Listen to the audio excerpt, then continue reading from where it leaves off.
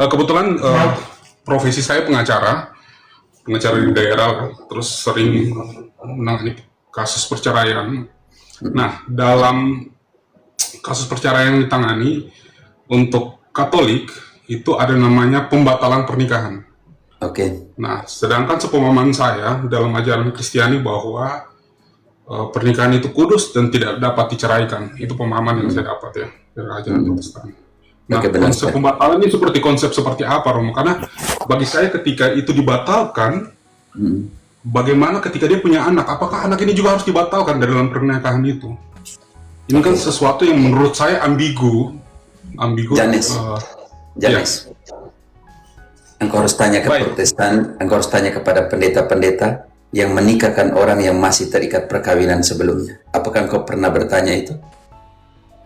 Tidak pernah bertanya itu. Apakah engkau menghadapi perceraian Protestan sebagai pengacara? Iya, sering. Dan itu sering.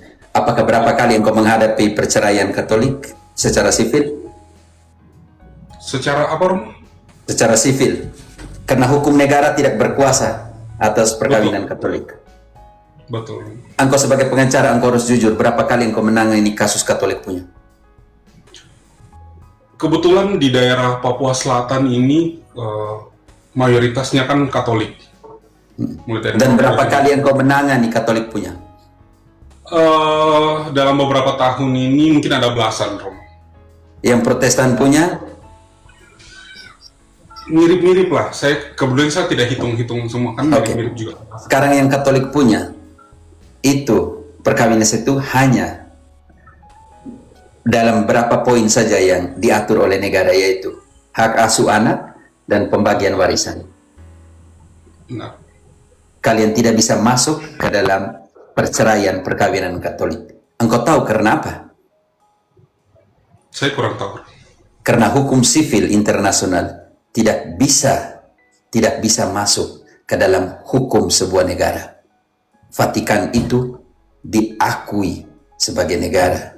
Karena itu hukum sivil suatu negara, apapun di mana Katolik ada pun tidak bisa mengintervensi perkawinan Katolik. Karena itu hukum sivil Indonesia tidak bisa membatalkan perkawinan Katolik. Hukum sivil Indonesia, engkau tahu baik sebagai pengacara, engkau hanya tunduk kepada yang kita namakan itu adalah Pengadilan Gereja Katolik atau yang dinamakan Tribunal Eklesiastiko. Karena itu, engkau sebagai pengacara, engkau tidak bisa membatalkan perkawinan Katolik. Yang kedua, istilah, makanya itu, kalian yang Protestan menerima penceraian dan di sana bisa menikahkan kembali atau tidak, Janis? Sepemahaman saya tidak. Banyak pendeta yang menikahkan orang kembali ketika penceraian itu. Karena apa? Karena Protestantisme tunduk kepada hukum sivil. Sedangkan hukum sivil Indonesia tidak bisa menceraikan perkawinan Katolik. Engkau sebagai pengacara, engkau tahu itu baik-baik. Sekarang pertanyaan saya, di dalam Protestantisme, apakah seseorang bisa menikah lagi setelah diceraikan secara sivil? Secara sipil banyak, kalau secara ajaran sepemahaman saya tidak, tapi secara faktanya itu sepertinya banyak sekali, Romo. Tetapi Katolik punya? Tidak bisa, selama Tidak bisa kalau belum ada prosesnya yang namanya nulidasi atau pembatalan. Sekarang apa itu pembatalan? Ini penting sekali. Pembatalan itu tidak dihitung setelah perkawinan. Pembatalan itu akan diperiksa sebelum perkawinan terjadi apa. Contoh, laki-laki itu impoten. Lalu dia menikah dan dia bilang tidak impoten. Ternyata setelah menikah, dia tidak bisa melakukan tugas kewajibannya sebagai laki-laki di atas kamar, contoh. Lalu istrinya komplain. Dia mengajukan itu kepada Tribunal Eklesiastiko. Tribunal Eklesiastiko, Tribunal Gereja, Pengadilan Gereja akan melakukan investigasi dengan dokter, dengan psikiatris, dengan psikolog, dan semuanya untuk periksa baik-baik. Apakah sebelum perkawinanmu itu engkau sudah mengalami itu atau tidak? Janes, engkau bisa mengerti itu? Bisa, Contoh bisa. kecil. Iya. Contoh, menikah di bawah tekanan seseorang, dan waktu engkau yang namanya kanonik, pemeriksaan itu, pertanyaan per pertanyaan itu panjang sekali, Janes. Engkau pernah mengalami itu karena engkau menikah secara Katolik. Pastor melakukan pertanyaan kanonik atau tidak, pemeriksaan kanonik kepada engkau atau tidak? Melakukan. Detail. Betul. Detail.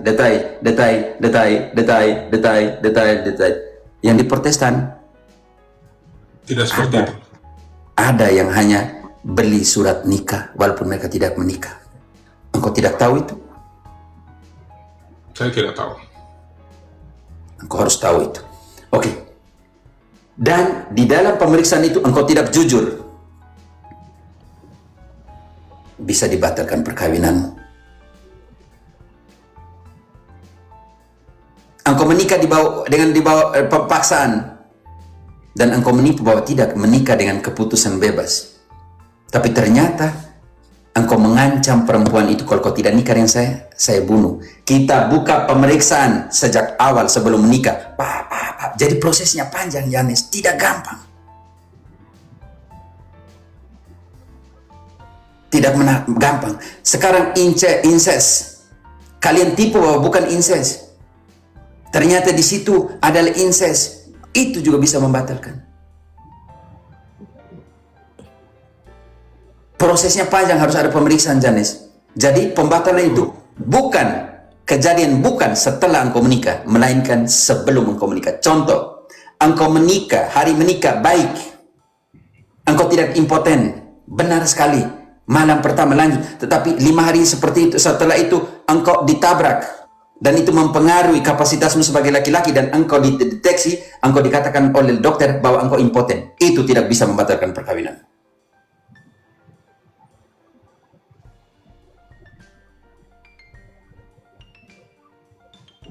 Baik. Mungkin berarti yang saya tangkap dari penjelasan Romo adalah pemeriksaan pembatalan pernikahan itu dilakukan untuk mengecek sebelum terjadinya pernikahan itu, bukan Benar sesudah sekali. terjadinya pernikahan. Bukan sesudah terjadi pernikahan. Itu yang kemudian kan kita tidak paham, makanya. Tapi yang saya pahami bahwa memang prosesnya sangat lama, karena proses laki-laki atau perempuan itu kemudian dia harus melewati beberapa kali sidang dan ditanya-tanya oleh pastor dan lain-lain sepertinya. Itu sangat Dalam panjang kasus sekali. meninggal ya, karena perkawinan itu sampai dengan ajal menjemput. Jadi kalau satu pasangan sudah meninggal, dia bebas bisa menikah lagi. Oke. Sampai kematian, janjinya nikah itu sampai kematian ya. Baik, Bro. Oke. Begitu ya, Janis. Jadi engkau yang pengacara tuh kau pusing kepala. Batalkan perkawinan Katolik tidak bisa, hanya engkau secara hukum sivil engkau hanya bisa hak asuh anak atau pembagian warisan.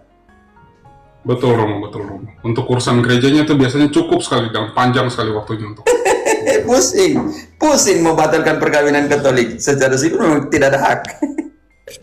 Si hukum sivil tidak ada hak. Tetapi Protestan punya sivil, menang di atas hukum denominasi Protestan. Baik, Romo.